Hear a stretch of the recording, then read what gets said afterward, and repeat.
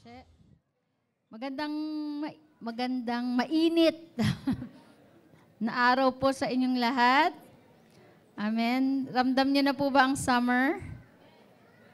Medyo umiinit na, no? Kaya magbabaon po lagi ng tubig, malamig na tubig. Amen. Batiin niyo po yung katabi niyo. Magandang umaga. Yan, katatapos lang po ng ating Jagia First Mission Convention. Sino yung mga naka-attend? Palakpakan natin ang Panginoon. Hallelujah! Sino yung mga pinagpala? Amen. We will gonna pastor this nation. We will gonna pastor the nations. Amen. And we will be a church, sending missionary, a missionary sending church. Amen. Did you receive it in your spirit? Amen. By faith, we will gonna conquer not just the Philippines, but every nations of this world. Amen. Sin nakikita mo ang sarili mo, one day, tatapakan mo ibang bansa, hindi para magtrabaho, kundi para magpahayag at magpangalat ng salita ng Diyos. Amen? Usually, ang pangarap po natin pag tayo pupunta sa ibang banda, which is hindi naman po masama yan, no, to work. Talagang mga Filipino workers po ay best workers in the world. Tama? No? We are not, kasi sabi nga, may napanood kasi ako na reels, no? Na tayo daw ay mga katulong. No, 'di ba? Mga katulong, mga ano ba? Yung mga taga-alaga. We are there in other part of the world because we are needed. We come to their nation because we are needed. Amen? Hindi lang para kumita ng pera, but because we are needed. Amen? Kung sa pag-meet ng trabaho lang, nandun tayo, pumupunta tayo sa ibang bansa, kasi we are needed. Same din. As missionary, we are more needed in order to spread the gospel. Amen. Kaya tayo, no, kung titignan natin on other side, inalaw din ng Lord na ganito yung condition natin. Kasi kung hindi tayo pupunta sa ibang bansa Marami sa atin, mga Pilipino, hindi lang naman nagtrabaho sa ibang bansa, but also they spread the gospel. Meron po akong kakilala, we met many years ago, nung nagpunta po kami sa Hong Kong ni Pastor Alan. Na-meet po namin isang Filipino pastor sa Hong Kong. Nagkwentuhan po kami. Pumunta po siya una sa Singapore as a factory worker. Kinukwenta niyo po. Alam mo, sobrang inspired ako dun sa kwento niya. Kasi nung nagpunta siya sa Singapore, wala po siyang kakilala, kahit isang tao. No? Basta siya ay nagpunta doon para maging factory worker. Pero Christian na siya, and also meron talaga siyang intention na mag-pioneer ng church sa Singapore. No? So what he did, wala siyang kakilala, sabi niya, alam mo, sister, sabi niya sa akin, alam mo, sister, ang ginagawa ko sa Singapore pagka vacant ko, pumupunta siya sa ilalim ng puno, nagpe-pray siya, no, para makapag-open ng opportunity to share the gospel doon sa Singapore. And the Lord connected him sa iba't ibang tao doon, especially mga Filipinos din na kailangan ng mga kapwa natin Pilipino na hindi pa nakakilala sa Panginoon. And nakaput up po siya ng church. Amen, wala siyang kakilala. He started by praying alone, no? Sabi ko, pwede talaga. Hindi naman tayo nag-iisa. Sabi ni Lord, di ba? I will be with you to the very end of this age. Amen. If we know our purpose, kahit saan po tayo dalhin, amen, manganganak tayo. Kahit saan tayo dalhin, magmumultiply tayo. Amen. Kaya tayo, we are not working for the money. We are working for our purpose. And our purpose is Now, to love God, to love people, to share the gospel, to help the people transform, to be delivered, to be healed. Amen. To get saved. Amen. Malinaw po ba? Yan yung purpose natin, hindi pera. Sabihin mo sa katabi mo, hindi pera, ha? Okay, kasi marami ngayon talaga, we are oriented, mga magulang, oriented, galingan mo sa pag-aaral. Kailangan flat 1 ka, dapat 95 ka para pagdating mo ng college o ikaw ay gumraduate, madali ka makakuha ng trabaho. Yung trabaho na malaki ang kita, malaki ang sweldo. Naku, ang orientation, ang motivation pera. Puro pera. Our purpose is not money. Our purpose is to love God and to love people. And if we love God, sabi, seek ye first the kingdom of God. Love God first. Ano yung first commandment? Love the Lord your God with all your heart, with all your mind, with all your soul, and with all your strength. And love others as you love yourself. That is our purpose. Pag clear po yan, kahit pumunta, we can share the gospel. Ang motivation natin, tumulong sa kapwa natin at tuwarin kung anong kalooban ng Diyos. Kapag pera po ang orientation natin, kita nyo, magkukorap kahit graduate sa mataas na paaralan. Magna cum laude yan. Summa cum laude yan. Hello! Pasado ng bar exam yan. Pero nagkukorap. Bakit? Ang orientation pera Pero pag ang ating purpose, klaro sa ating lahat, mga magulang, nabaguhin natin yung kasi hindi biblical talaga, na pera ang orientation, ang motivation. Malinaw po sa Biblia, love the Lord your God with all your heart, with all your soul, with all your strength, and with all your mind. And love other people as you love yourself. Kasi kung yan ang malinaw sa atin, hindi rin tayo manduloko ng kapwa natin. Just for the sake ng kumita ng pera. Amen?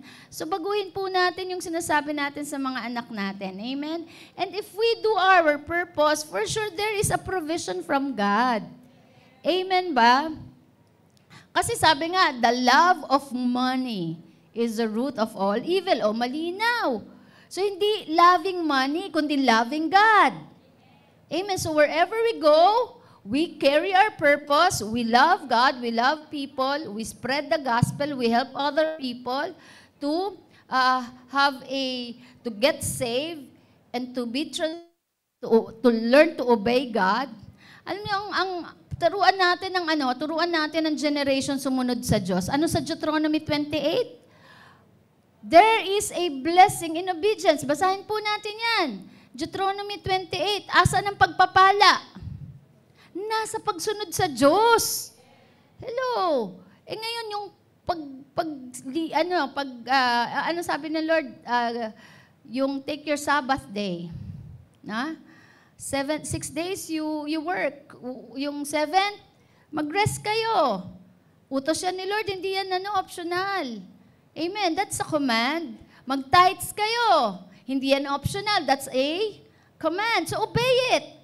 Deuteronomy 28, kung mahal natin si Lord, susundin natin. At kapag sumunod tayo sa Diyos, ano sabi sa Deuteronomy 28? We will be blessed. So, hindi sa paghabol ng pera ang blessing. Mas lalo kang magigipit, lalo kang ma-oppress, lalo kang ma-insecure kapag puro pera. Kasi pag hinabol natin si Lord, pag minahal natin si Lord, ang provision ng hahabol sa atin. Amen. And also, the Lord will give us peace, will give us joy. No? Ano man ang sitwasyon natin, sabi ni Paul, I know how to be in want, I know how to be in need, I know how to abound. In any situation, I am contented. Yun ang pinakamahalaga.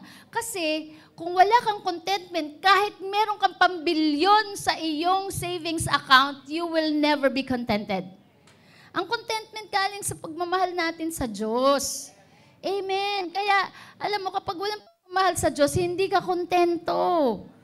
Kapag walang pagmamahal sa Diyos, hindi ka kontento sa asawa mo. Pag wala kang pagmamahal sa Diyos, hindi ka kontento sa anong may perang meron ka. Mas malungkot ka pa rin.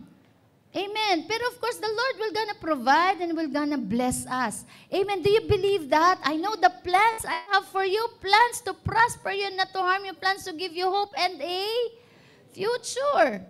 Although tayo, iba't ibang level tayo ng sitwasyon. Merong may mayaman. Cesar, mayaman. Ito, mas mayaman.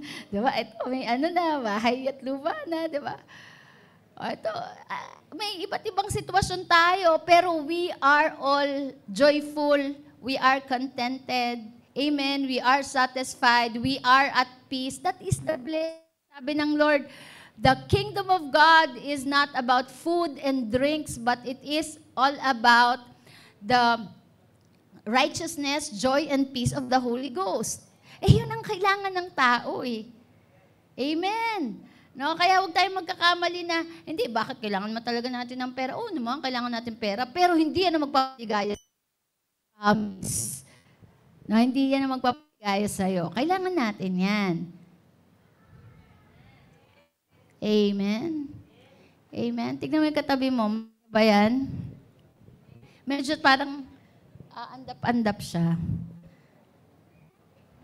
Kaya whatever our condition, our situation, masaya tayo. Hindi kayang nakawin ng demonyo. At hindi kayang nakawin ng kawalan ang ating kasiyahan, kapayapaan, kagalakan. Kaya there's always a reason to smile. There's always a reason to be thankful. Amen? Hallelujah. Yan ang dyan eh. Yan ang gusto ng Lord na ipamuhay natin eh. That we are all at peace and joyful. Meron tayong fruit of the Holy Spirit. Mapayapa tayo sa ating kapwa. Wala tayong sinisiraan kasi kontento tayo, masaya tayo. Amen? Hallelujah. Hindi naman tayo rin nananakawan ng kapayapaan at kagalakan kahit na merong mga pangangailangan. Hello? No? Kasi in any condition, alam niyo sa totoo lang, si Jesus died on the cross in order to overcome sin, death, and hell. Amen. Overcome this life. So there is always a reason na ilagi nating isipin that we are victorious. In any way, victorious ka na. As long as you receive Jesus Christ and declare that Jesus died on the cross and He resurrected, you are victorious. Lalakaran mo na lang yan. We are not fighting for victory. We are fighting from victory. Nilalakaran na lang natin yung tagumpay. Amen. Ano itsura ng mga tagumpay? Nakangiti. Anong itsura ng tagumpay? Nagpapasalamat na yan. Amen. Kahit hindi mo pa yan nakikita, hindi mo pa nararamdaman yan, by faith, you know that Jesus overcome this life. Sabi, greater is He that is in me than he that is in the world. Amen. In any way, we are victorious. Buhay man o kamatayan dito sa lupa, panalo ka. Mabuhay ka dito, victorious ka. Amen? Hallelujah. Tignan nyo yung pandemic, wala kang pinabayaan sa inyo. May nagutom ba? Mga tumaba pa nga kayo eh. Tama. Kung halimbawa, mamatay man ng pandemic, di syempre, victorious pa rin kasi nakita mo na si Lord ng mukaan. Amen ba? Kaya sa kamatayan at sa buhay at kamatayan, panalo tayo. Amen. Parang di ayaw nyo pa naman. Di pa naman ngayon, sabi mo sa katabi, di pa naman ngayon. Pero sabi nga ni Paul, to live is Christ and to die is gain. Kaya tapikin mo yung katabi mo. Kaya sabi mo, huwag ka malungkot masaya ka. In the kingdom of God, joy, peace, and righteousness in the Holy Ghost. Amen. Huwag mong hayaang nakawin ng demonyo ang kasiyahan at kagalakan mo. At kasi pagka nalungkot ka, mainit ang ulo mo, unang-unang apektado, pamilya mo. Alam mo kung bakit pagising mo pala mainit na ulo mo. Ikaw, walang pagkain, walang sinaing. Ganun eh. No? Bayarin natin sa isang buwan, sa isang linggo. Sa isang linggo pa naman yan eh. Si Lord nga, last minute, nagpo-provide eh. Etong mission convention nga, naka-attend ka, di ba? Grabe, in 3 days, in an hour, naka-attend ka, di ba? Alam niyo ba yun, sa mission convention, may tinatawagan pa ako, O, 2 lang ba kayo? Hindi, gusto po namin, 4 kami, buong pamilya. O, sige, pa-attend kayo. Sa mga, God always provides. Amen, He's our provider. Sabihin mo nga sa katabi mo, hindi ka ang provider, si Lord. Kaya magtigil ka. Tumawag ka kay Lord. The Lord is my shepherd, I shall not be in want. Gawin mong shepherd si Lord. Amen. Hallelujah. Kung katwiran ko nga, kung hindi kumain, magmatay sa gutom, makakaharap mo na si Lord. Di ba? Ano yun, di ba? Pabor. Makikita mo na si Lord, doon sa langit, wala nang gutom, wala nang init, wala nang pawis. Hallelujah, wala nang gasolina tataas, wala nang dolyar na tataas doon. Wala ka nang pressure doon. Ano pa sabi maraming tao, alam nyo kung bakit na i-stress? Takot mamatay eh. Di ba? Takot mamatay. Kung di ka takot mamatay, sabi sa Revelation 12:11, they overcame him because of the blood of the Lamb, because of the word of their testimony, Revelation 12:11, and they do not love their own life. If you want to overcome this life, do not love your own life. Do not afraid to die. Amen. Pag di ka naman takot mamatay, pagkatatakutan mo, yan naman na talaga ultimate na kinatatakutan ng tao. When you die, that is the beginning of your eternal life with Jesus. Amen. Kaya kung halimbawa, kung ano man yung sitwasyon mo, and that will lead to death, basta importante, ito lang siguraduhin mo. Tinanggap mo na si Jesus sa puso mo at sigurado, no? Ang eternal life mo. Pero wag naman ka magsusuicide. Kasi pag nag-suicide ka, diretso ka sa impyerno niyan. Hayaan mo na naturally. Amen! Hello! Palakpakan nga natin si Lord!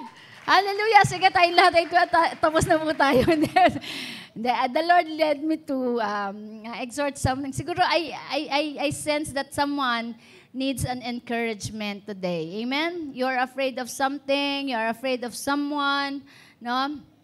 But, the Lord said, come to me, all you who are weary and heavy laden, and I will give rest to your soul. Hallelujah. Huwag kang ilang beses sinabi ng Panginoon, 365 times, do not be afraid. It means there is do not be afraid, one for a day. Sa bawat araw-araw, pinapaalalahanan ng Diyos, huwag kang matakot. Huwag kang matakot kung magutom ka, huwag kang matakot kung di ka makapag-asawa. Huwag kang matakot kung medyo namimiligro na ang bigas. Hello. May himala. Sa Diyos, yung mga imposible, that is only a natural thing to the Lord. Because nothing is impossible with God. Everything is under His control. Amen? Just believe. Believe. Amen.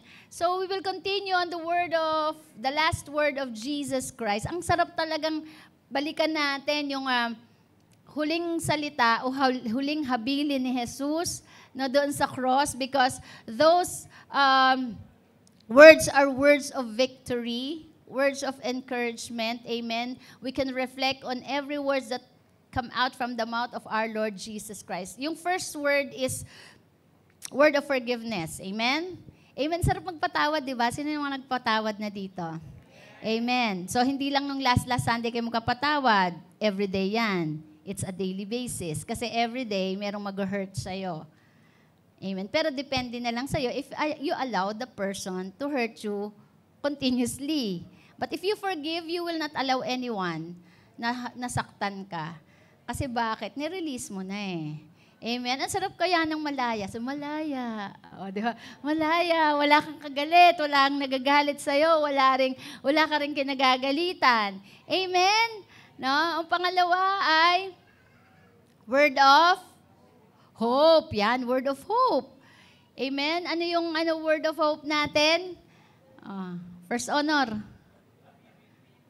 You will be with me in paradise. Amen. That is our hope, that we will be one day, we will be with our Lord Jesus Christ. Pero ngayon pa lang, kasama na natin si Lord. Amen. No? Kaya may reason talaga tayo na hindi tayo matakot at magpatuloy tayo. And today is the word of compassion. We will be taking a look on the last words of the champ or the champion.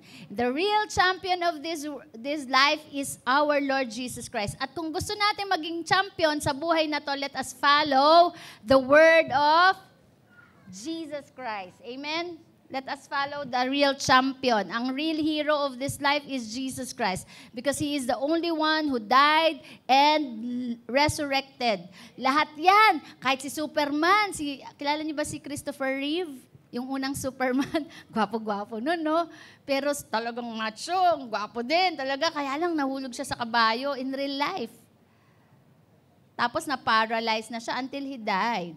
So yung superheroes na nakikilala natin, hindi talaga sila superhero. Movie lang yan.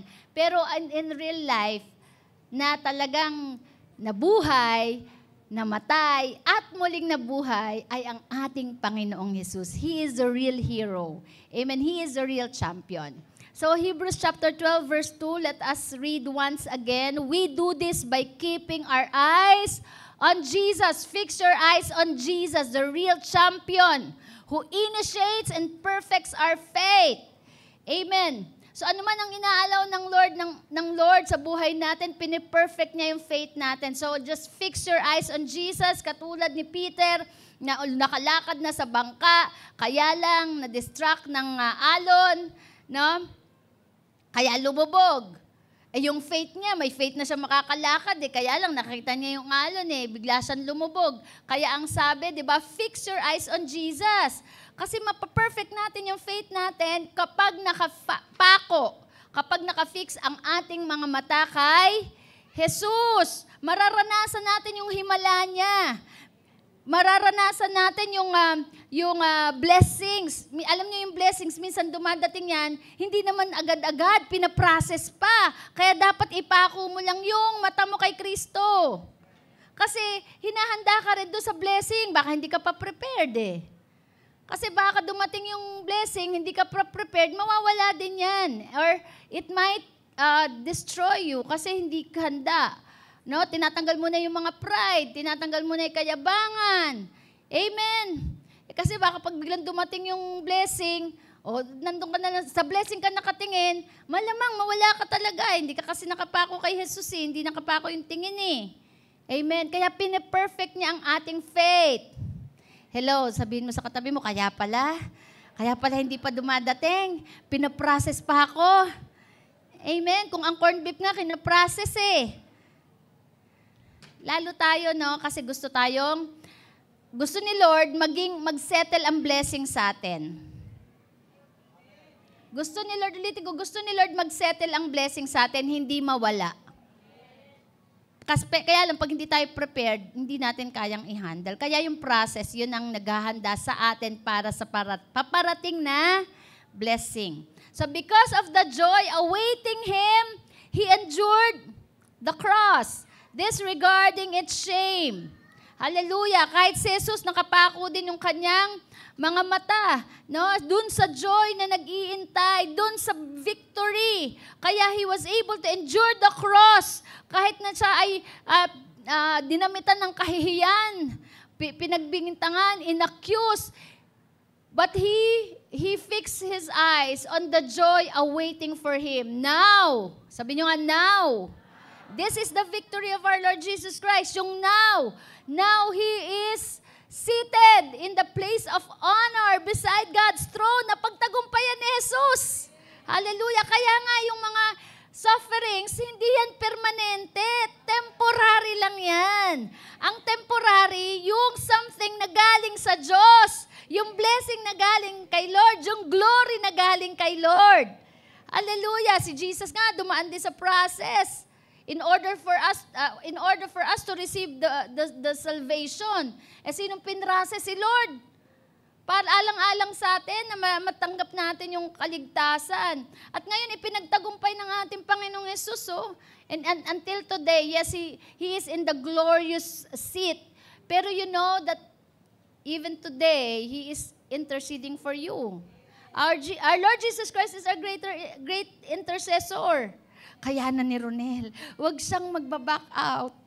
Mag-back up siya, huwag siya mag-back out. Di ba? Ay, nagpe-pray si Lord. Very personal. No, si Marvin, Lord, kayanin niya yung pagsubok, yung paghihintay, makapaghintay siya. Hallelujah, huwag siyang magmamadali. Hello.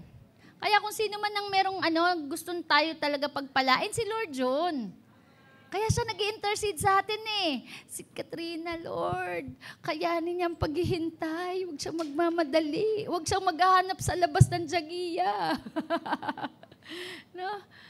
Ino-process ko pa yung somebody para sa kanya. Hallelujah. Sabi na sa katabi mong kabata, kaya ka, huwag kang magmamadali. Baka imbis na best, ang dumating beast. Di ba? Beauty and the best. Dapat beauty and the best, Hindi dapat beauty and the beast. Amen? Baka imbis na, sa mga lalaki, imbis na Eva ang dumating sa inyo, baka chimpanzee, di ba? Nagmadali kasi. Si Adan, tignan nyo, hindi nagmadali. Na-receive niya si Eva. Tama? Buti lang, hindi nagmadali si Adan, kundi baka gorilla. Gorilla, Lord, ito na lang, okay na to. Yung gorilla, no? Hindi niya alam, may naka-plans. Amen ba, mga young people? Hallelujah. Paano sa mga mag-asawa naman, yan na yon. Huwag na kayo maganda, yan na yon. Sabihin mo sa katabi mo, yan na yon, yun yung asawa mo. Okay, wala nang iba. Amen. Para naman doon sa medyo na gugulumihanan, si Eva po, Adam was made for Eve. Amen? Amen? No? Ano ba yun? Yung si Adam, hindi binigyan ng Steve, kundi Eve. Ibig sabihin, babae sa lalaki, lalaki sa babae. Adam is for Eve, not for Steve. Amen. And Eve is for Adam, not for Madam. Amen. Kaya, malinaw ba? Anong basis natin dyan?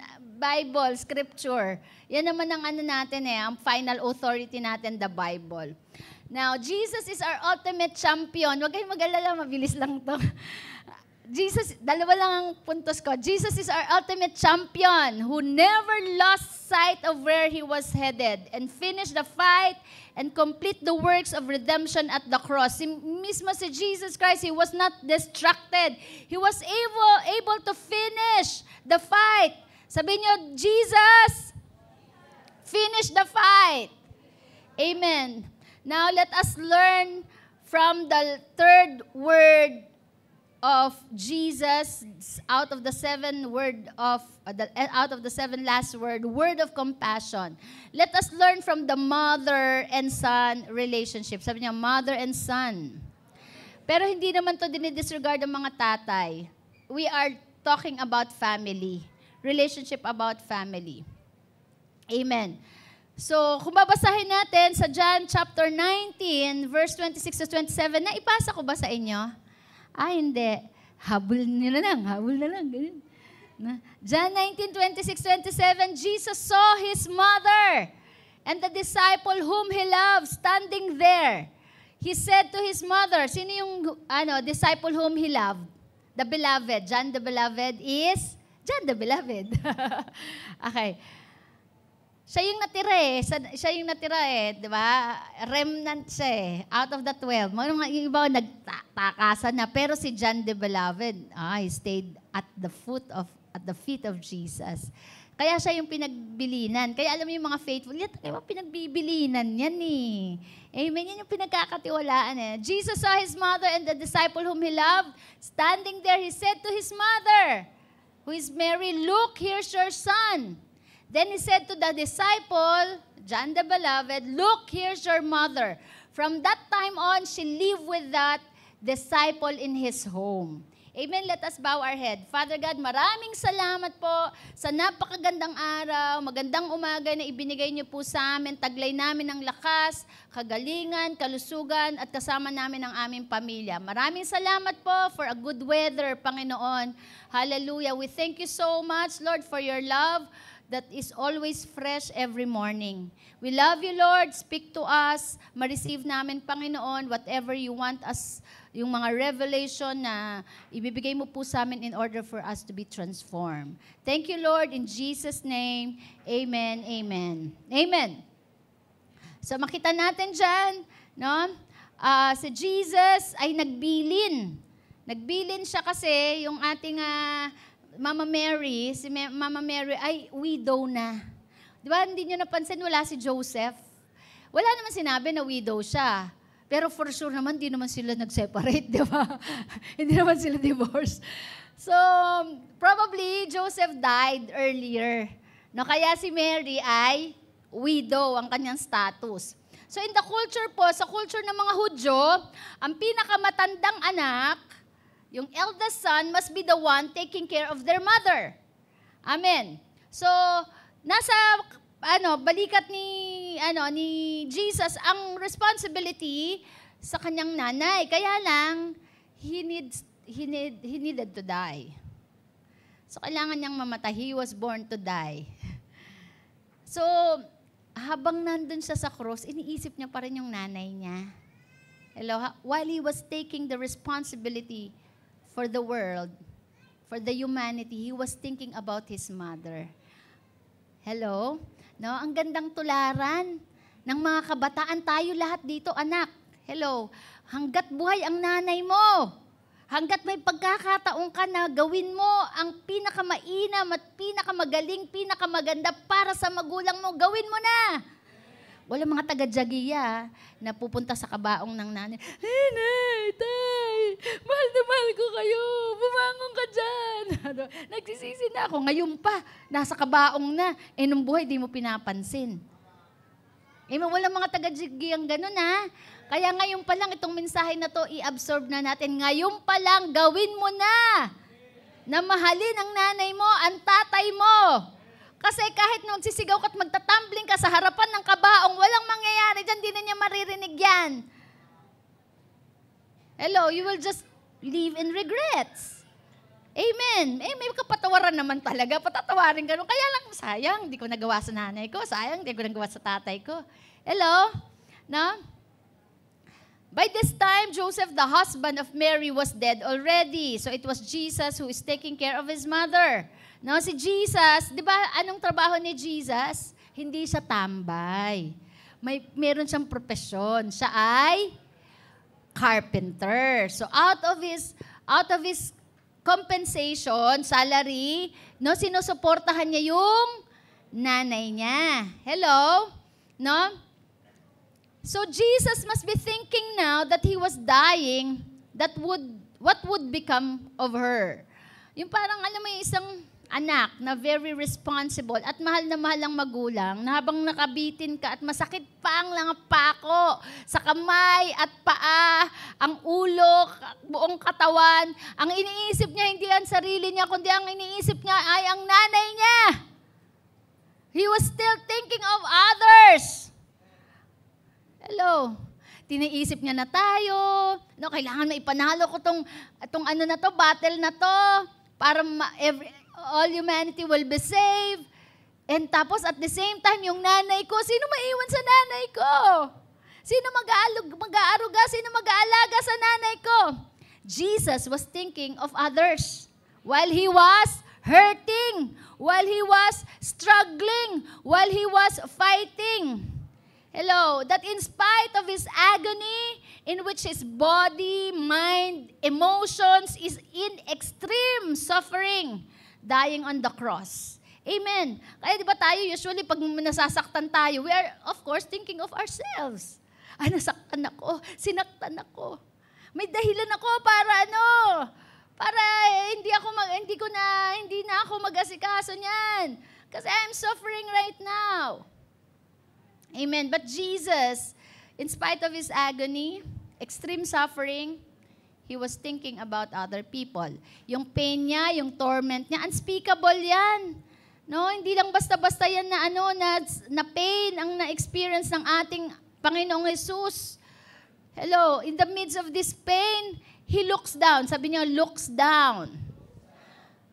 Naalala niya pa No, naalala niya. Sumagi pa sa isip niya from his heart na yung nanay niya kailangan may mag-alaga. Hallelujah. Kaya yung mga anak dito, ibig sabihin pala, kahit professional ka na, 18 years old ka na, kailangan pala iniisip mo pa rin ang welfare ng magulang mo. Kasi ang culture ng Amerika, di ba, pag nag-18 na, out na sa bahay, and then you are independent, and wala ka nang pakialam sa family mo. But that's not the culture. That's not the script. That's not biblical. Sabi niya anong utos? Ikalima ba tama yun? Honor your father and mother so that it will be well with you and you will have long life. No condition yan, no ifs, no buts. Sabi niya, i-honor nyo at sa pamagitan, hindi sinabing, honor your father and mother while you are living with them. Honor your father and mother while you are under 18 years old. Walang nakalagay doon. Kaya kahit hanggang matanda ka na, honor your father and mother as long as they are living. Amen. Remember them.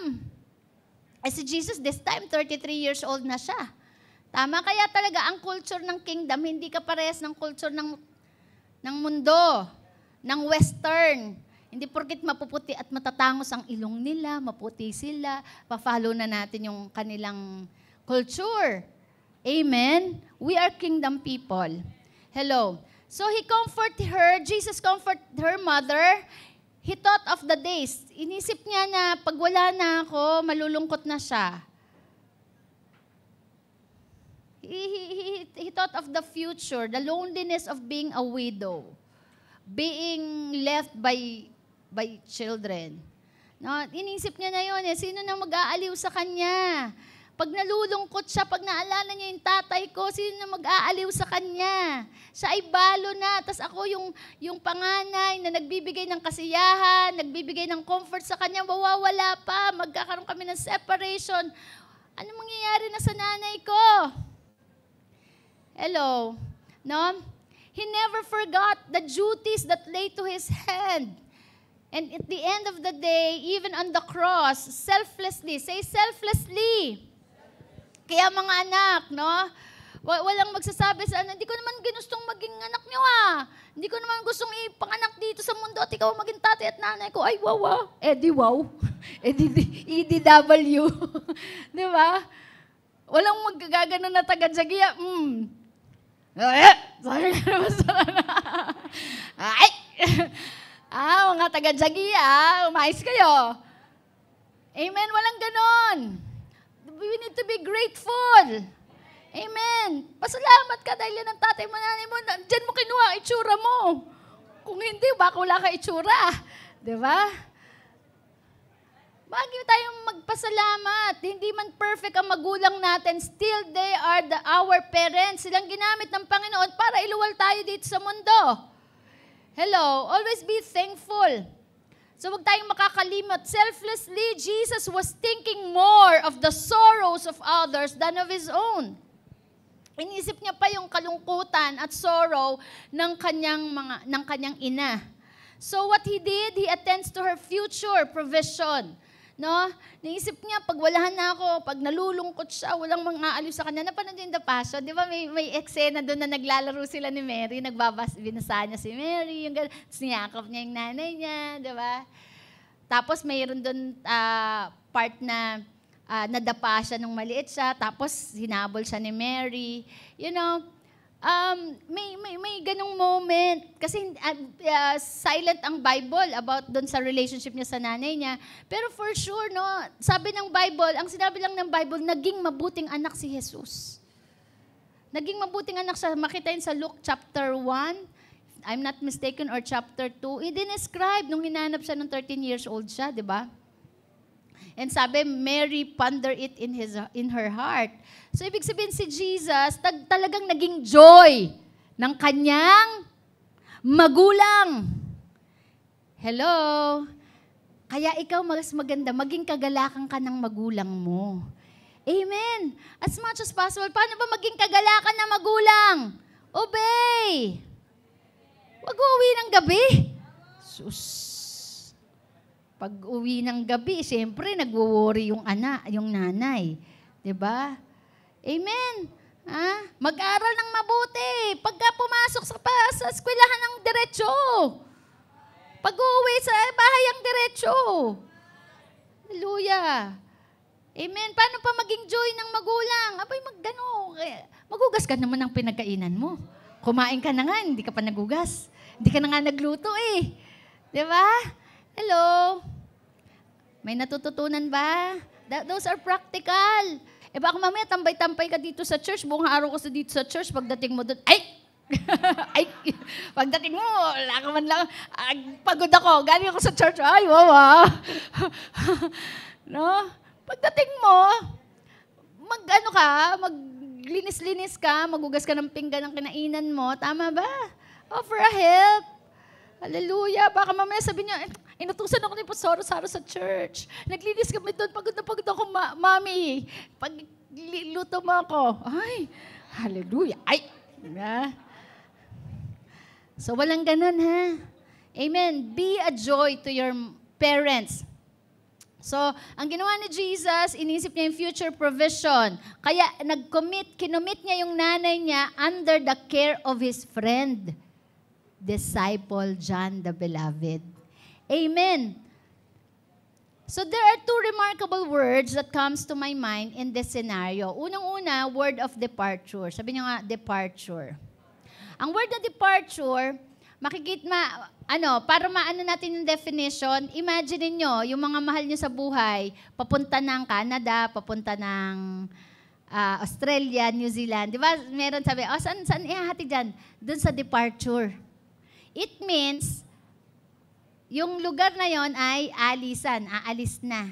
O separate, magse-separate. So, departure means separation. No, words of departure. You know, in this life, sa buhay po talaga na to, separation is real. Whether you like it or not. No? Pero wag yung asawa nyo, ha? Wag yung asawa, ha? But separation is real. It means, whether you like it or not, meron talagang time na maghihiwalay. What it means? Pag namatay na. Di ba? Pag namatay na, talagang separation na yan. So there is a reality in separation. But in spite of that, inisip pa rin ni Jesus kung ano ang magiging future ng nanay niya. Alam ni Jesus kung ano ang purpose niya.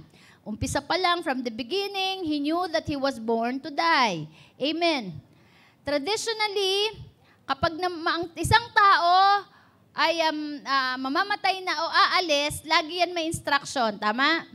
Mag-iiwan niya ng habilin o last testament for the security of his loved ones. So ito naalala ko po si Pastor Alan, nung bago pumunta ng Olongapo, hindi po kami nagkausap. Hindi na kami nagkausap nung paalis na siya, pumunta siyang Olongapo. Ang kausap niya po yung anak kong panganay. Hinatid kasi siya ni Josh sa kanto yata. Saan sa kanto ba, anak? O sa McDonald's? No? At nagbilin sa kanya, sabi niya, "Nak, bahala ka na sa mga kapatid mo at saka sa mami mo." Yun ang, tama ba, anak? Na kinukwento ni Josh eh. Yun lang ang binilin sa kanya. And without knowing na yun na pala yung last na moment na magkikita sila o magkasama sila. So, yung word of departure, usually yun yung mga nag-instruction o habilin na ikaw nang bahala sa ganito, maganda kung ikaw nang bahala sa lupain natin, doon, ikaw nang bahala sa negosyo, ikaw nang bahala sa savings account, di ba? Pero alam nyo, yung word of departure, hindi madali. It's not easy. It's not easy thing to do, lalo na ang mamaalam na kapag alam mo na hindi ka na babalik. Hindi mo na babalikan, hindi na kayo magkikita. But there is indeed a pain in separation. There is indeed a pain in separation. May pain talaga. Alam niyo po ako, meron ako separation anxiety. Bata pa lang ako, may separation anxiety na ako. Kasi yung ate ko, yung una po, yung nanay ko, kasi sa lola ko iniiwanan. kasi wala siyang kasama. Every time po siya uuwi na ng Cubao, iyak ako ng iyak. Iyak ako ng umahabol ako. Ganun na. Habol po ako hanggang sa palengke ng Riverside. Punta ako na, tatakbo ako. Tapos iiyak po ako. Tapos hanggang sa nadala ko po yun nung naging teenager ako. Tuwing uuwi po ate ko from Hong Kong, tapos babalik na siya sa Hong Kong, umiiyak ako. Nagkukulong po ako sa CR. Walang nakakaalam, pero iyak ako ng iyak. Etong last, may anak na ako, wala na si Pastor Alan na. Dinalaw po ako ng ate ko. Tapos, after ko ng preaching, punta na ako sa office. Yung pala, papunta na ng Davao. Nakatulog ako, hindi nagpaalam. Napupunta ng Davao, kinabukasan. Sabi niya, Net, andito na ako sa airport going to Davao. Sabi ko, nandiyan ka na. Di man tayo naglumabas, di man tayo nagkita, di ka man lang nagsabi. Alam mo, pagbaba niya ng phone, iyak ako ng iyak. Tapos pinatugtog ko yung Diyos ka sa amin. Iyak ako ng iyak. Meron akong separation anxiety. No, yung pagka yung maghihiwalay na, yung parang sobrang kalungkutan, naranasan mo ba yon? No, merong ganun na talagang may lungkot kapag ka naghihiwalay. Kaya nga ito, no, ito yun, temporary lang yun. Kasi nagkita naman kami ulit Pero yung death, it is,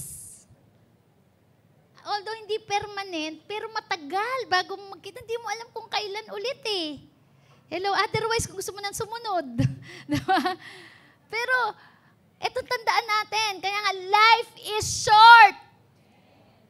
Hello!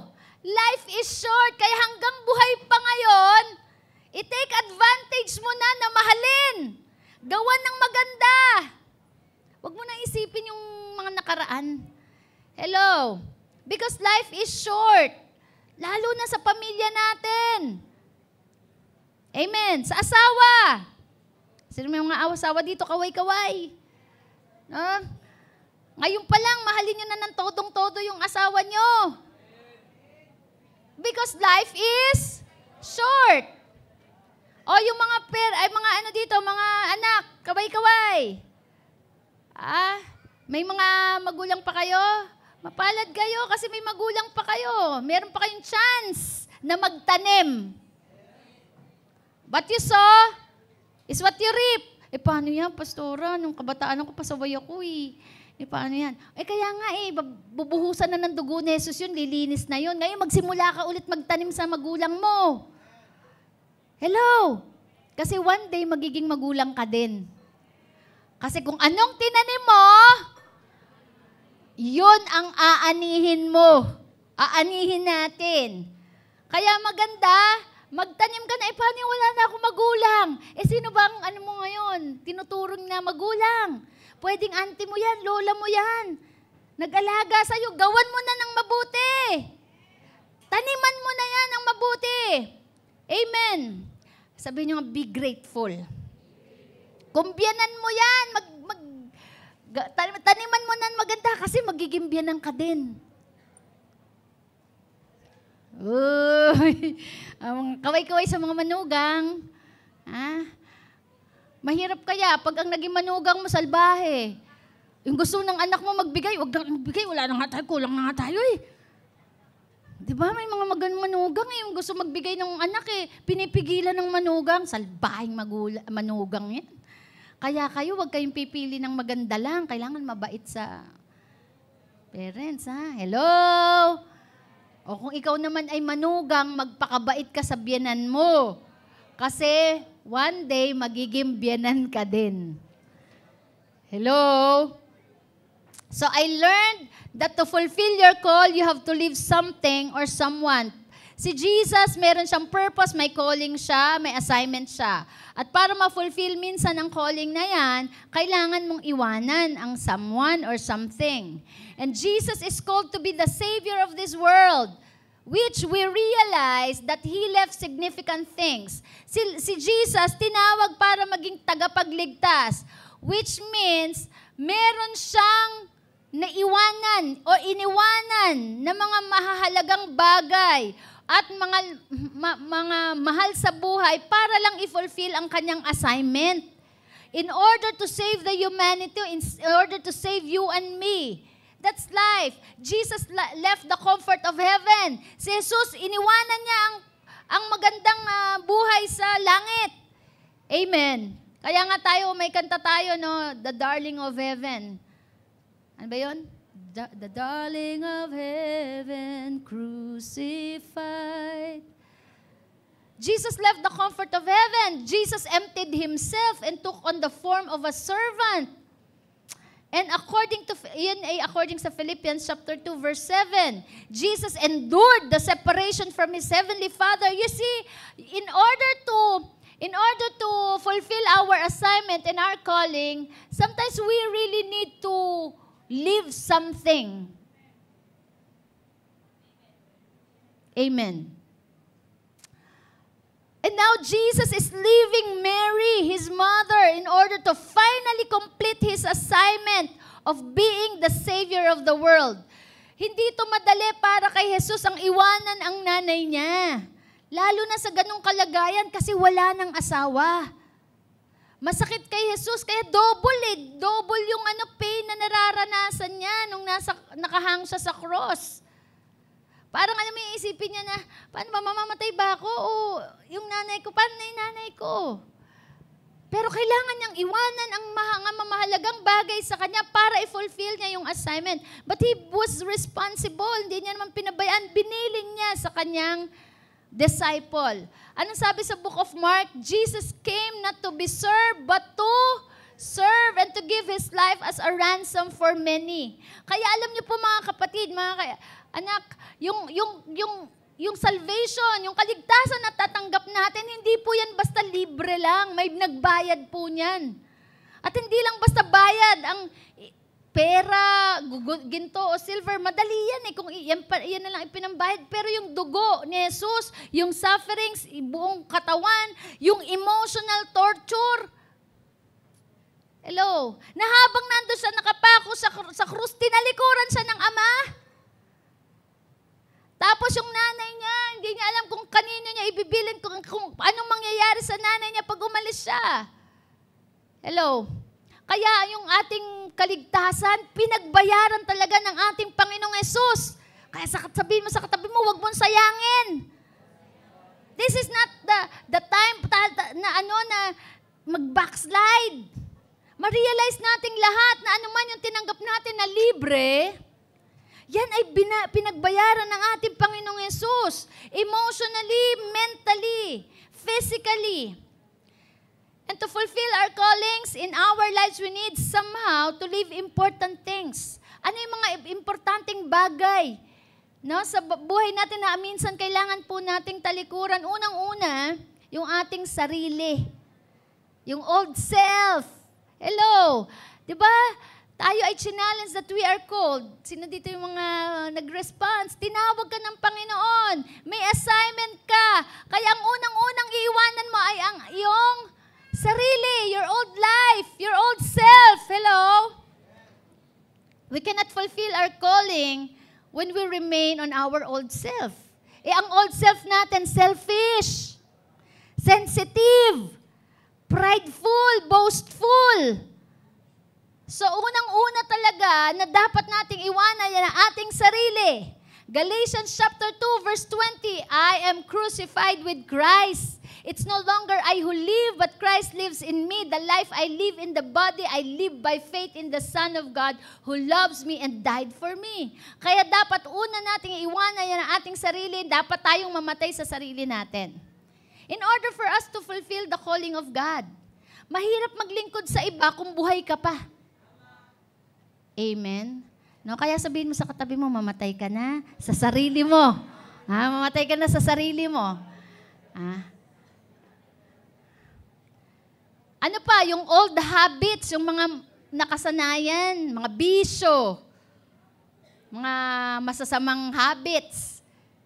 Ano pa? Vices that we used to do. Friends and associates that's so dear to us. Minsan kailangan mong iwanan yung mga old friends mo. Hello? Yung mga wrong influences in your life. Hello? Yung mga karengking, di ba? Yung mga karengking mo mga dabber cards dati, yung mga mabibisyo, nagiinom, nagsusugal. Of course, we love the people. Pero, we no longer associate with them. Iba kasi yung you're hanging out with them. Amen. But this time, you have a purpose. Ang purpose mo, idalhin sila sa Panginoon, pero no longer hanging out with them. Amen. Minsan, kailangan talaga nating iwanan yan. Kailangan talaga nating iwanan. Ano pa yung mga wrong principles? No? Yung mga maling pinaniniwalaan, yung mga dating pinaniniwalaan. Ano pa? When you are called, when you have an assignment, no, we need to leave our comfort zone. Sabi niyo, comfort zone. Kailangan natin iwanan yung comfort zone natin, yung mga nakasanayan nating gawin, no? Yung mga excuses. Hello, hindi talaga madali. Hindi madali talaga yung maglingkod sa ibang tao, yung maglingkod sa Diyos, yung maglingkod sa tao, maglingkod sa kapwa, hindi talaga madali. It will require your time. It will require your money. It will require even your own happiness, your own comfort. Hello? Pero si Jesus, pinakita niya sa atin, dinemonstrate niya sa atin kung ano ba ang tunay na paglilingkod. At ang paglilingkod ay iwanan niya kung ano yung mahalaga sa kanya. Iwanan niya at hubarin niya ang kanyang sariling kagustuhan. In order to serve other people. At ang tanong, naging successful ba ang assignment ni Jesus? Yes. Sino, ano ang ebidensya na siya ay successful? Yang katabi mo. Ikaw. You are the evidence of Jesus' success of His assignment. Naligtas ka. At hindi ka lang naligtas, lumaya ka. At hindi ka lang lumaya, may pag-asa ka pa for eternity. At hindi lang yon, ngayon meron kang pagkakataong magsimula ulit. Hello. Jesus is successful to His assignment. Why? He left the significant things in His life. At lahat pa ng mga bagay na tinuturing nating mahalaga sa atin. Kaya nga sabi, sino man, anyone who wants to follow me, take up his cross daily, deny himself, and follow me. Hello. Kaya nga, what shall a man's profit if he gain the whole world and lost his own soul? Ang orientation sa atin, mahalin natin yung comfort, yung sarili natin, yung gusto natin. No? At the expense of our relationship with other people, yung wala tayong pakialam sa ibang tao. Expensive, it is costly to serve other people, but it is worth. Amen? Amen. Yung madala mo ang tao sa eternity, we are talking about eternity here. Hindi lang tayo dito nag-uusap ng comfort lang for earth. Hello? Yung madala mo ang tatay at nanay mo sa eternity, that is, hindi mo yan mababayaran, hindi mo matutumbasan yan ng pera. Hello? But it requires you to live something very important in your life. To live yourself. Amen? Kaya alam nyo, yung binabalikan ko po, yung tatay ko, nanay ko, lola ko, nasubi ko na sa langit, grabe ang saya. Grabe ang saya. Yung magulang mo, madala mo sa Panginoon. Yung magulang mo, madala mo sa eternal life. But it requires your surrendered life, your service. Amen. Worth it. Sabihin mo sa katabi mo, worth it. Worth it talaga. Yung iwanan mo yung comfort. Yung comfort ng life. And Jesus said in Luke 9:23, those who want to come with me, those who want to follow me, must say no to the things they want. Maganda tong translation na to. Hanapin nyo. Those who want to come with me, those who want to follow me, must say no to the things they want. Say no to the things I want. Let him deny himself, pick up their crosses every day, and follow me. Saying no to what you want. Hello. Saying no to your wrong relationship.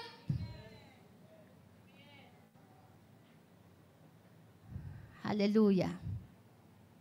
Saying no to the vices. Alam niyo ba, bakit? Wala naman nakalagay na masama nang magbisyo. Wala naman nakalagay, bawal magsugal, bawal magsigarilyo, Pero pag nakita kaya ng anak mo, maliligtas kaya yung anak mo.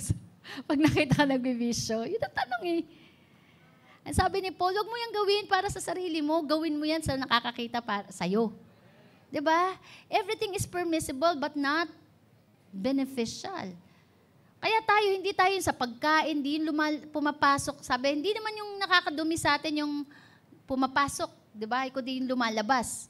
Ang tanong, yung ano yung nakikita sa atin? Kaya tayo, iniingatan na natin yung ating pamumuhay kasi we are thinking about other people na sila, kumusta kaya, pag nakita kaya ako ng anak ko, nakita kaya ako ng kapwa ko, ko-convince kaya sila na tanggapin si Jesus. Kapag nakita nila yung old lifestyle ko, mako-convince kaya sila na totoo yung Kristo sa buhay ko. Kaya nga sabi ni Pablo, ang lagi niyong iisipin, yung ibang tao na nakakakita sa inyo. It's not being man-pleaser. It is thinking about their salvation, their welfare. Lalo na yung mga mahihina pa. Yung mga anak natin, mahina pa yan. Kung anong nakikita ng mga bata sa mga matatanda, kahit mali ay nagmumukhang tama. Tama. Hello. Kaya nga gusto natin magbago, hindi lang para to feel good. Gusto natin magbago kasi para sa ibang tao. Mas maging maganda ang testimony natin. Amen. Magbe-benefit ang ating mga pamilya at ang ating mga anak, ang ating kapwa. Remember, there is always a cost in fulfilling our assignments. Jesus compensated it not just during the times of His suffering at the cross, but He started paying it when He left the heaven. Meron talagang presyo, pinagbayaran talaga ang salvation, hindi lang sa time ng suffering sa cross, nagsimula yan nung iniwanan niya ang langit. Iniwanan niya ang Ama. Iniwanan niya ang comfort of heaven. He left the heaven and the angels and His own Father. Paying the sins of humanity is so expensive. Say expensive. Kaya it's foolish thing talaga to, tumalikod ka na. Naintindihan na nating lahat. Yearly, isineselebrate, kino-commemorate natin ang Holy Week, yung pagkamatay ng ating Panginoong Hesus, yung muling pagkabuhay. Naintindihan na natin yan, na hindi yan basta-basta binayaran lang ng pera o ng ginto o pila, kundi binayaran ng ating Panginoong Hesus emotionally, mentally, and physically. It's so expensive. Kaya yung maisipan pa natin na tumalikod tayo sa Panginoon, umalis tayo sa Diyos, magbalik loob, no? Magbalik loob sa kasalanan, that's a foolishness. Jesus paid it all by leaving His comfort in heaven, being away with the Father, denying His own rights, and dying on the cross. He denied His own rights. Amen. Tayo pa naman, mahilig tayo sa rights natin, di ba? Karapatan ko to. Karapatan ko lumigaya. Karapatan ko bilang babae. Si Jesus may karapatan eh. Pero deny niya yung rights niya. Para lang tayong lahat ay maligtas. Think about it. Hallelujah. Pasalamat tayo sa Panginoon. Pwede ba palakpakan natin ang ating Panginoong Hesus? It's Him.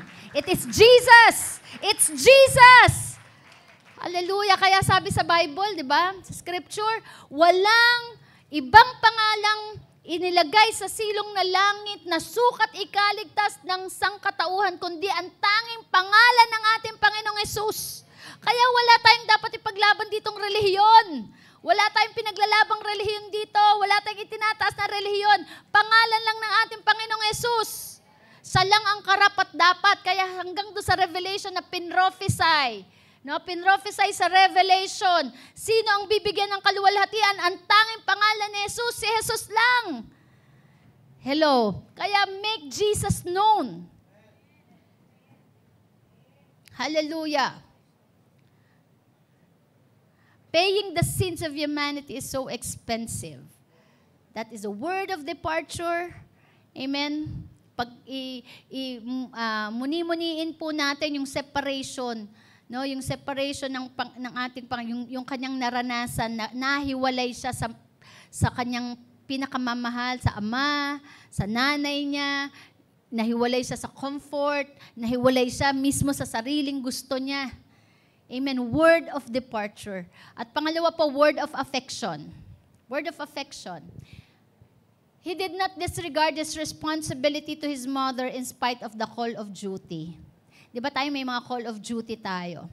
Pero hindi niya dinisregard, hindi niya binauliwala ang responsibilidad niya sa kanyang nanay. Kahit sobrang busy siya. Ganun no? Di ba? Hello mga anak! Hindi dahilan na busy kayo. Bigyan nyo ng panahon. Hindi yung, pag may time, ay nako, hindi ko makakahanap ng time. Sa panahon natin ngayon, mahirap humanap ng time. Kaya you make time with your family. Hello, mga kabataan. Ha? Make time with your family. Make time with your parents. Hallelujah. Dalawin nyo naman. Dalawin nyo kung hindi kayo magkasama. Pero kung magkasama kayo, bigyan nyo ng pasalubungan nyo ng pizza pie, ng hamburger, itour nyo, dali nyo sa Hong Kong, sa Singapore, sa Thailand, sa Bangkok. Diba? Hallelujah.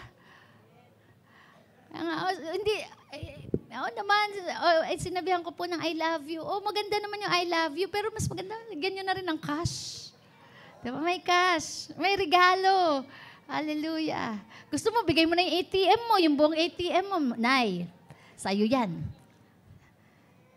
Sige, magpaganda ka, magpaspa ka. No? Alam nyo naman, etong mga anak, alam nyo yung mga magulang? Yung mga magulang, mababaw lang ang kaligayahan No? Hindi lang cash. Minsan, pag binigyan mo ng pera yan, anak, may pera ka pa ba? Diba? May pamasahe ka pa ba? Diba? Minsan din man niyang gagastusin lahat iintayin niya lamang hingi ka ulit Ibibigay niya pa rin sa'yo yan. Ano kaya kung may anak ka, sa apo dadalhin. Ganon ang mga lola, tsaka lolo. Amen. Hallelujah. O sino dito nadagdagan ng pagmamahal mo sa magulang mo? Kung mahal mo na ngayon, mas maganda dagdagan mo pa. Amen. Hallelujah. Ngayon, kung may mga magulang nyo nasa abroad, tawagan nyo. I-message nyo, word of affection. I love you. Say, I love you. Amen? He took care of his mother's need up to the last breath of his life. Jesus is our champion. At the cross, he was fighting for the redemption of humanity. Jesus, undoubtedly a fighter, a gladiator, a warrior. Yet, while in his fight, his identity as a son was not lost. Ulitin ko po, no? Si Jesus, champion natin yan at the cross. He fight for our redemption. Undoubtedly, anong title na pwedeng iano sa kanya? Great fighter, gladiator, warrior. Pero itong time na to, na pinagbili niya ang kanyang nanay, siya ay anak. Hindi nawala ang kanyang pagkaanak.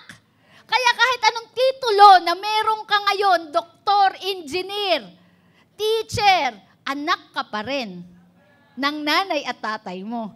Kaya wag mong hayaan na matakpan ng titulo mo ang pagiging anak mo. Dahil bago ka naging doktor, bago ka naging dentista, bago ka naging nurse, naging teacher, businessman, anak ka. Hello, at ang anak ay hindi nakakalimot sa kanyang mga magulang. Amen? Jagiyans. Ikaw ay anak. Anak ng tatay at nanay mo. Ay si Jesus, kahit naging Savior, Redeemer, King of Kings, Lord of Lords. Kaya tignan yung title ni Jesus, di ba may tawag sa Son of Man, Son of God. Hindi nawala ang pagiging anak. Hello? Dahil ang totoong anak, katuwang. Ang totoong anak, hindi nakakalimot, lagi nagpapasalamat. Hello? Jesus, our champion, is the perfect example of being a son. no ifs, no buts. And tatay ko kasi, nanay ko kasi, hindi naman sila ganyang kabait katulad ni Mary. Tsak ka ba? Sigurado ka pa? Perfect si Mary? Tao pa din siya. Meron siya imperfection. Pero minahal siya ni Jesus. In Philippians chapter 2 verse 8, Philippians chapter 2 verse 8, as a son, he humbled himself by becoming obedient. Say, obedient. As a son, he humbled himself by becoming obedient to the point of death, death on a cross. Hallelujah. Makikita natin si Jesus, no? In the appearance of man, as a son of man, he humbled himself. He became obedient to death. Kanina, sinabi obedient, oh. Obedient, kanina siya obedient.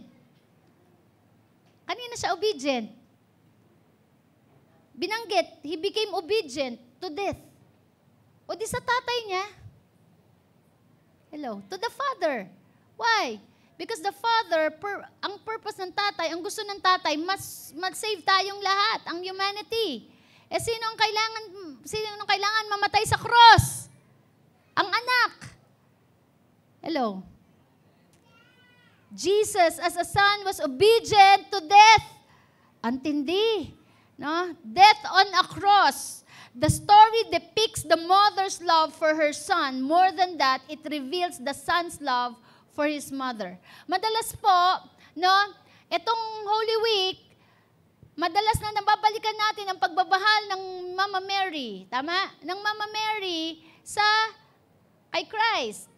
Hello, yung kanyang mga sacrifices and suffering sa pagpapalaki at yung sakit na nararamdaman niya nung makita niya si Jesus sa cross. Pero hindi na ma-magnify o hindi masyadong nabibigyan ng emphasis yung pagmamahal ng anak sa nanay.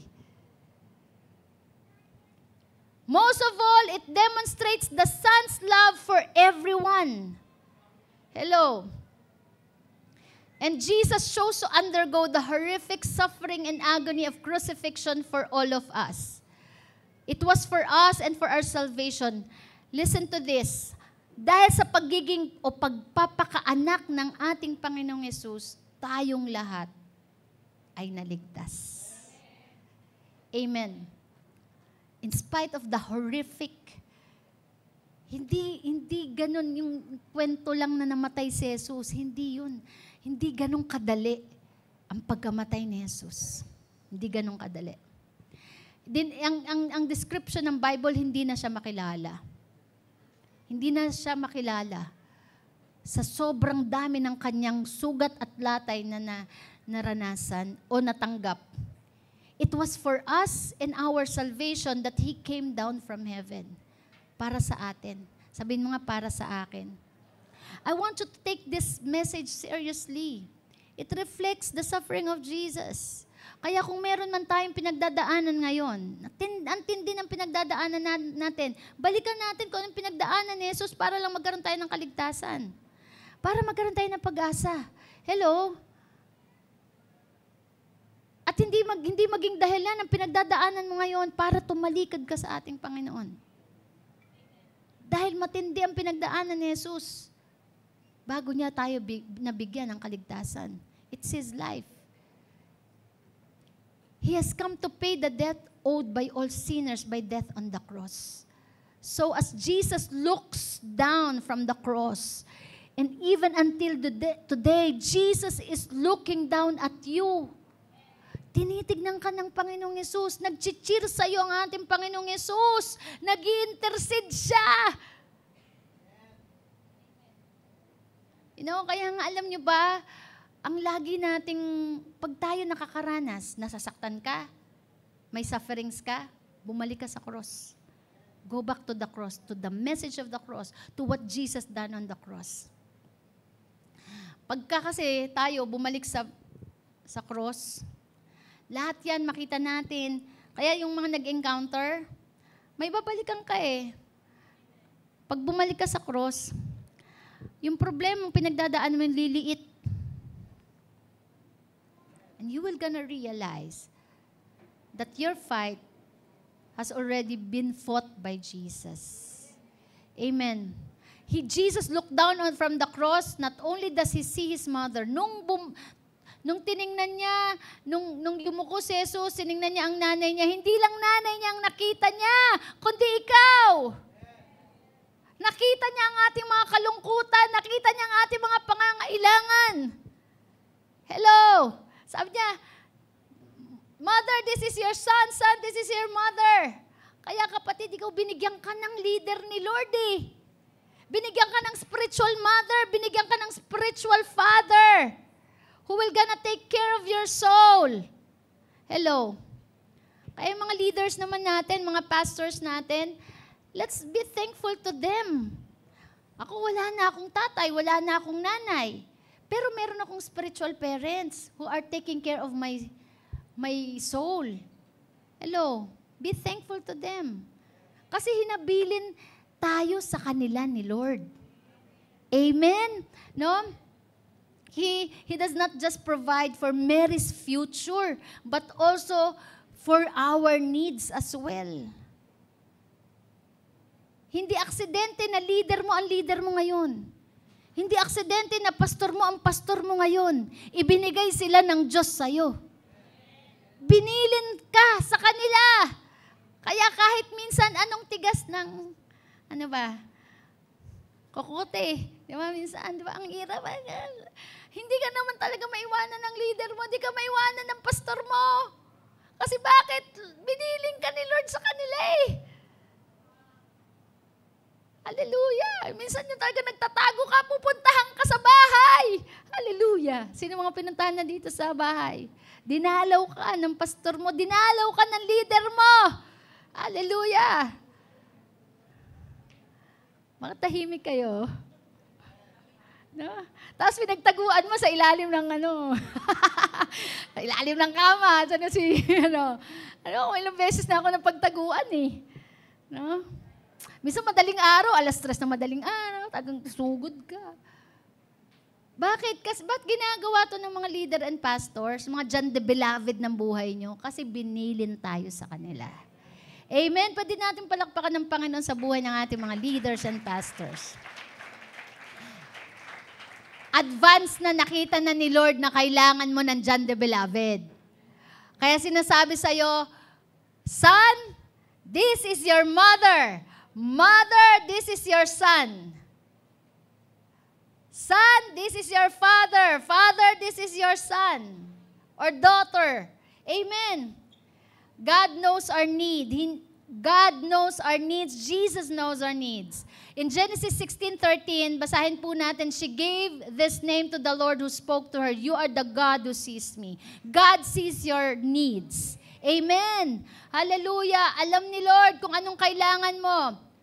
Kaya nga kahit si Hagar na naglayas, kahit si Hagar na pasaway, si Hagar na nagyabang, nung pinalaya siya ni Abraham, pumunta siya sa disyerto, nung umiyak ang anak niya, umiyak din si Hagar. No? Nakita niya, nahabag siya, naawa siya. Si Hagar, di ba pasaway?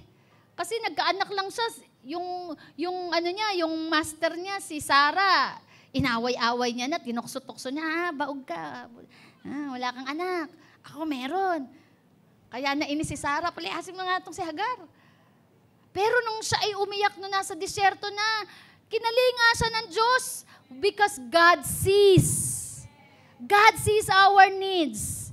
Amen? Kaya sinabi ni Hagar sa Genesis 16:13, she gave this name to the Lord who spoke to her, you are the God who sees me.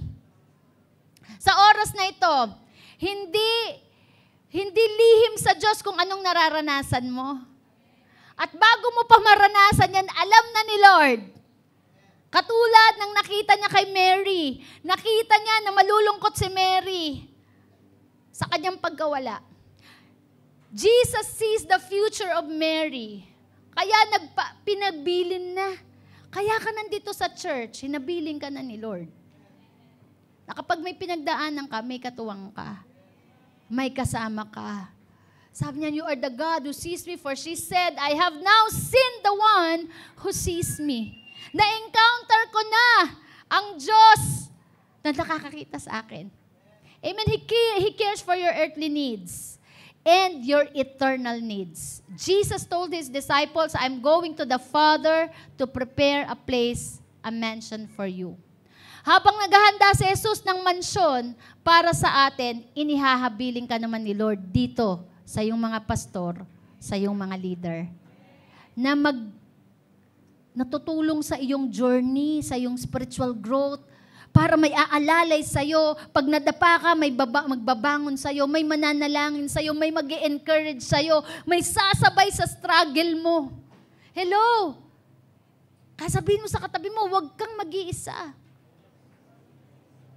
At ang leader natin, at ang ating mga spiritual parents, they are blessing from God. Exodus, sabi, the Lord said, I have in fact seen the affliction. Si Lord, nakikita niya ang paghihirap ng kanyang mga anak. I have heard their cry. Naririnig ng Diyos ang iyak mo. Amen. He knows your pain. He knows your sufferings. Sabi rin sa Job 28:24, because He can see to the ends of the earth and observe everything under heaven. Walang natatago sa ating Diyos. Nakikita niya ang lahat. Alam niya ang lahat ng ating mga pinagdadaanan, pero hindi ibig sabihin tayo pinabayaan ng Panginoon. Hello? Sabihin mo sa katabi mo, di ka pinabayaan ng Diyos. Hallelujah. Kahit minsan po para tayong Hagar, pag meron na tayo, nagyayabang na tayo. Pero pag umiyak tayo kay Lord, pinakikinggan niya tayo. Amen? And Psalm 33:13, from heaven, the Lord looks down and sees all mankind. Siya ang Diyos na may pakialam sa atin. Siya ang Ama na nakikita niya ang lahat ng ating pinagdadaan. Nararamdaman niya, daman niya ang ating nararanasan. And Matthew 6:8, your Father knows what you need before you ask Him. Matthew chapter 6, verse 8. Alam na ng Lord, alam na ng Ama kung anong kailangan mo bago ka pa humingi. Hello? At kapag alam niya ang kailangan niya, ibibigay niya sa iyo kung anong kailangan mo. Amen? Hallelujah. Kapag kailangan mo na ng asawa, bibigyan ka na niya. Hallelujah. Pag kailangan mo na ng bahay at lupa, bibigyan ka niya. Pag kailangan mo na ng sasakyan, bibigyan ka niya. Amen. That's our Father. If you are engaged in His business, wag lang monkey business. Hindi niya susuportahan ng monkey business, ang Father's business lang. Naalala ko po nung ako'y nagsa-cell group sa Riverside.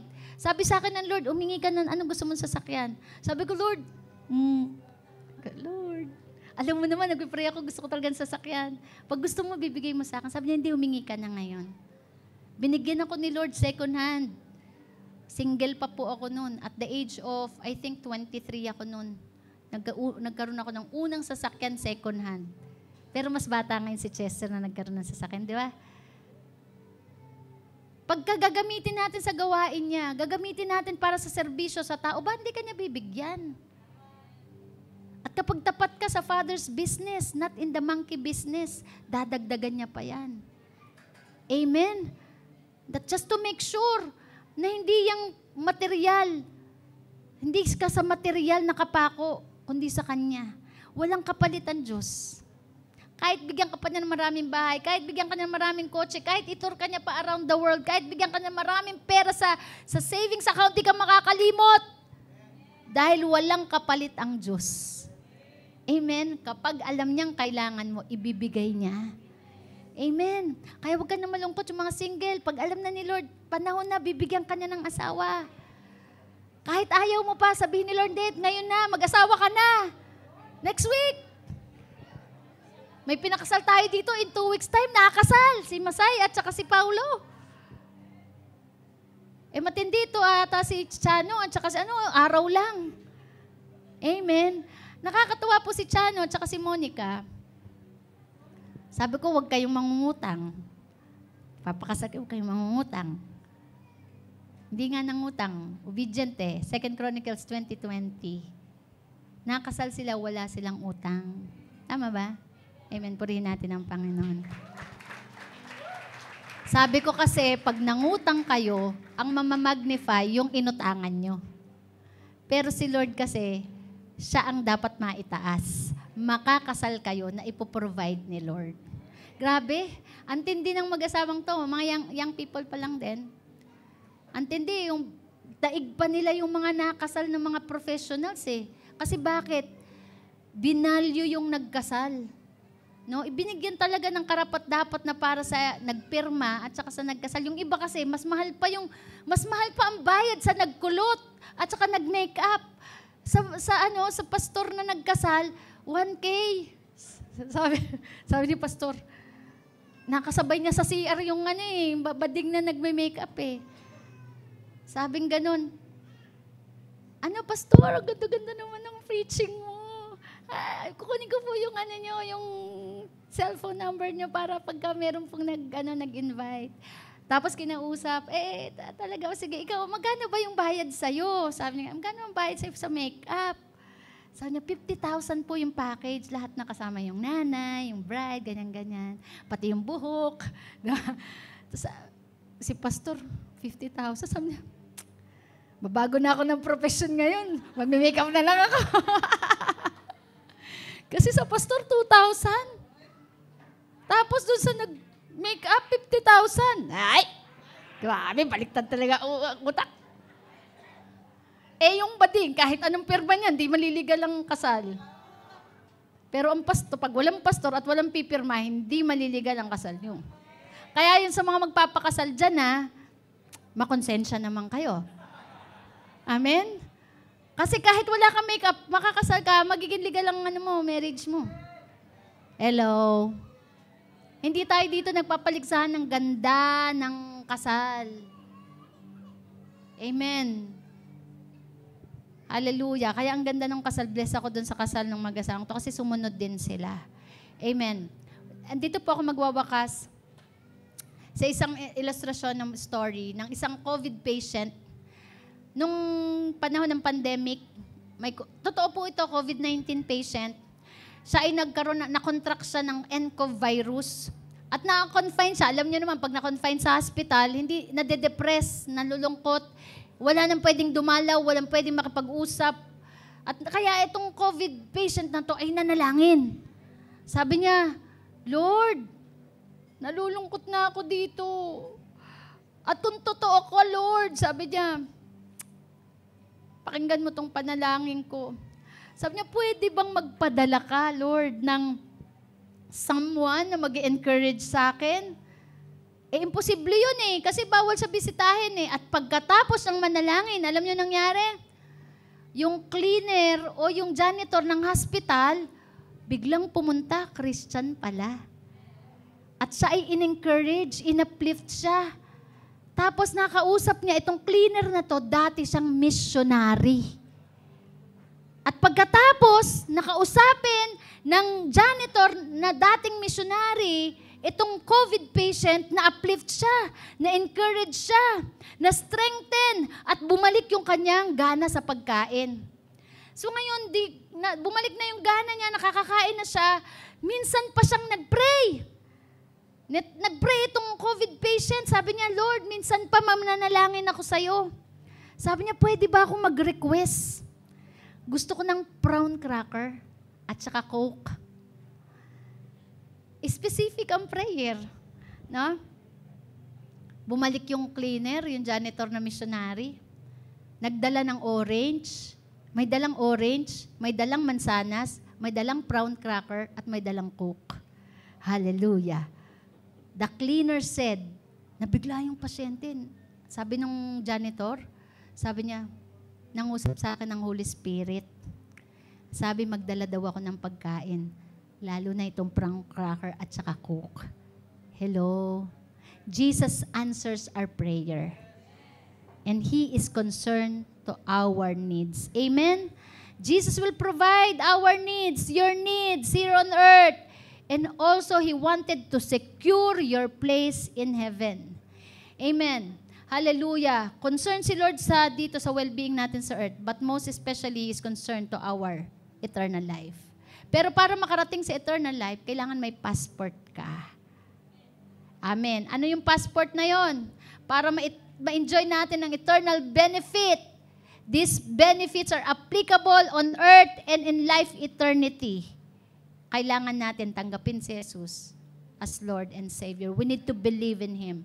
John 14:16 or John 14:6, I am the way. Jesus said, I am the way, the truth, and the life. No one can come to the Father except through me. And He said, whatever you ask in my name, that will I do so that the Father may be glorified in the Son. Ano man ang hingin mo, ibibigay ko upang maluwalhati ang Ama. Amen. Kung ang hinihingi mo ay para sa kaluwalhatian ng Ama, ibibigay niya yan. Amen. Marami pong testimony. No, meron tayong mga kapatid dito, gumaling na. No, sabi ang sakit daw ay bakterya, nangayayat na, hindi alam kung anong pabalik-balik na sa ospital.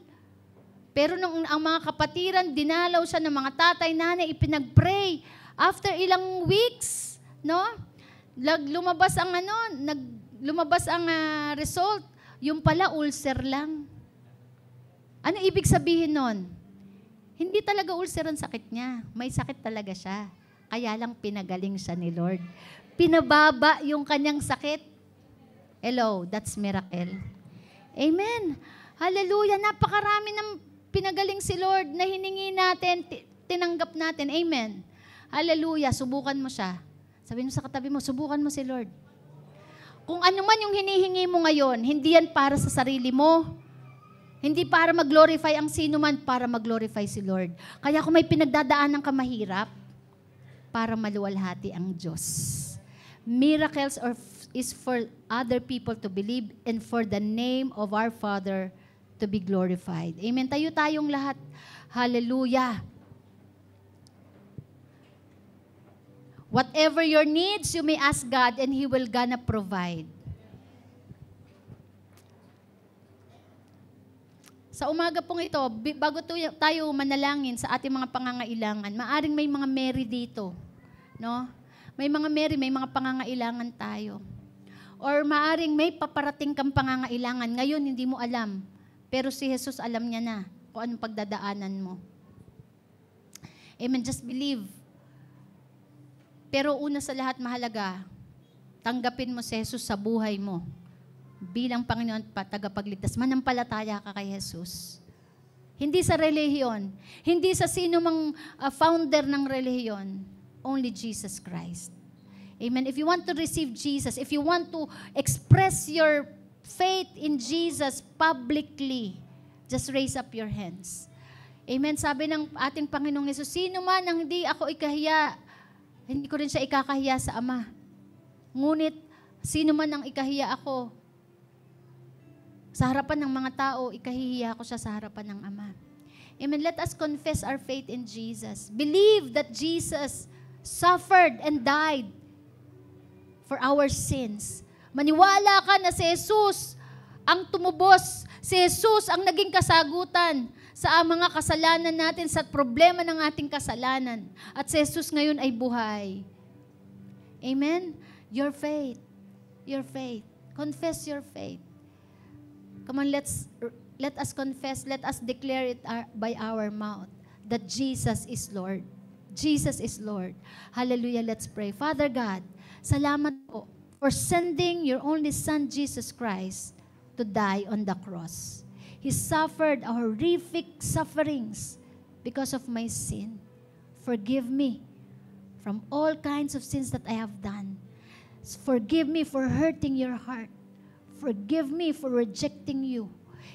At ngayon, Panginoon, Ama, tinatanggap ko si Jesus. Pinapahayag ko sa aking mga labi na siya ay namatay sa krus at muling nabuhay. Tinatanggap ko siya bilang Panginoon tagapagligtas. I declare that He is my Lord. I declare that He is the King of Kings.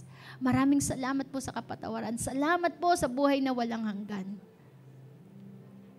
Salamat po sa relasyon na muling na-restore sa pamamagitan ni Jesus. Ito po ang aking dalangin Sa pangalan ng natatanging anak mo na si Jesus. Amen. Hallelujah. Sino man po may mga pangangailangan dito? Hallelujah. Ask. Ask. Hallelujah. Sabi po ng Biblia, hindi mo pa hiningi, alam na ni Lord. Pero tayo sinabihan ni Jesus, ask. Ask and you will receive. Amen. Itaas mo lang ang kamay mo. Kailangan ng kagalingan. Kailangan mo ng provision. Amen. Ang paghingi natin ay ating kapahayagan na kailangan natin. Ang ating paghingi ay kapahayagan na tayo nananampalataya. Naniniwala tayo na ang sagot sa ating problema ay ang ating Diyos. Amen. Hallelujah. Yes, Lord. Alam mo, Panginoon, ang mga dahilan ng mga kamay kung bakit nakataas, Lord. Alam mo, Lord, sa oras na ito, nangangailangan po ng kagalingan. Sa pangalan ni Jesus, sa kanyang mga latay, sinabi mo, kami nagsigaling. Lord, parating mo sa kanila ang kagalingan. Sa oras na ito, in the name of Jesus, get healed. Be healed from high blood pressure. Be healed from diabetes. Be healed from heart failure in the name of Jesus. Be healed from arthritis in the name of Jesus. Hallelujah, hallelujah. Thank you, Lord. Be healed from cancer in Jesus' name. Be healed from cancer in Jesus' name. At Lord, sa oras na ito, may mga nakataas po. Ang problema po nila ay sa kanilang pamilya. Lord, broken relationship in the family in Jesus' name. Lord, kung paano mo, Panginoon, inalagaan ang earthly family. Kung paano, Panginoon, pinangalagaan mo ang iyong ina dito sa lupa. Ang aking dalangin, Lord God. Lord, heal the broken hearts in the family. Heal the broken relationship in Jesus' name. Lord, kung paano kang nagpatawad, matuto ang bawat miyembro ng pamilyang magpatawad sa bawat isa. In Jesus' name. In Jesus' name. Be healed. Be healed. Hallelujah, hallelujah. At Lord, may mga nakataas dito, pinagpipray po nila ang kaligtasan ng kanilang mga magulang, ng kanilang mga anak, ng kanilang pamilya. Lord, buhay ka, ikaw ang aming tagapagligtas, tapat ka sa iyong pangako. Lord, hallelujah, iligtas mo po ang kanilang mga pamilya. Lord, gumawa ka ng kaparaanan upang sila po ay kumilala at magsuko ng kanilang buhay sa iyo. Kung paano mong iniligtas ang tatay ko, ang nanay ko, ang lola ko, Panginoon, Lord, tapat ka na ililigtas mo din, O Diyos, ang kanilang pamilya. Sinabi mo sa iyong salita sa Acts 16:31, if we believe in the Lord, we and our household shall be saved. We speak salvation to every family right now in Jesus' name. In Jesus' name. Hallelujah. Dadaloy po, Panginoon, ang kaligtasan, ang dugo ni Jesus sa aming mga tahanan. Hallelujah. Salamat po, Panginoon. And Lord, sino man na nangangailangan dito ng provision, kailangan po ng financial provision, kailangan ng financial miracle, Lord God. Nothing is impossible with you, Lord. Hallelujah. Kung ang mga milyon, bilyon, kaya mong pagtagumpayan, kaya mo, Panginoon, i-provide, Lord. Hallelujah. Alam mo ang pangangailangan ng aming mga kapatid. Maranasan kanila, Panginoon. Hallelujah. Luwalhatiin mong yung pangalan, Panginoon. Sa buhay po ng iyong mga anak, let your miracles, Lord God, hallelujah, satisfy their needs. Walang iba, Panginoon, natatawagan kami, kundi tanging pangalan mo lamang, Jesus. Maraming salamat po, Lord. We receive our miracles today. I receive my miracle today, Lord. Hallelujah. Come on, declare, I receive my miracle. I receive my miracle today. I receive my miracle today. Hallelujah. Walang hadlang, hindi kayang hadlangan ng demonyo ang anumang pagpapalan na paparating sa buhay mo. Hindi kayang hadlangan ng demonyo ang iyong pananampalataya. Hallelujah. It is coming in the name of Jesus. Receive it, believe it. Hallelujah. Yung mga bahay bata, Panginoon, buksan mo po, Panginoon, in Jesus' name. Hallelujah. Lord, we speak, Lord God, open the wombs, Lord. Magkakaanak, Panginoon, ang mga gustong magkaanak, ang mga mag-aasawa, O Diyos. Hallelujah, hallelujah. Nothing is impossible to you. Lord, si Sarah, si Abraham, binigyan mo ng anak kahit matanda na sila. Lord, alam mo, Panginoon, ang pananampalataya ng mga mag-aasawa. Hallelujah. One day, Lord God, you will be glorified through the miracles that they will receive. We believe, Lord God. We believe, Lord God, we will gonna raise up a generation, a new generation, a godly family. Maraming salamat po, Panginoon. Hallelujah. Come on. Let us glorify the name of Jesus. Shout the name of Jesus. Jesus, we believe in you. We believe in your miracles, Lord. Thank you for your compassion, Lord. Hallelujah. You are the God who sees. You are the God who sees our needs. You are the God who provides. You are the God who heals. Hallelujah. Come on. Declare who Jesus is. You are the God who restores. Thank you, Jesus. Glorify your name. Glorify your name. Thank you for the miracle. Come on, shout. Shout your miracle. Lord, thank you for the miracle. Thank you for the miracle.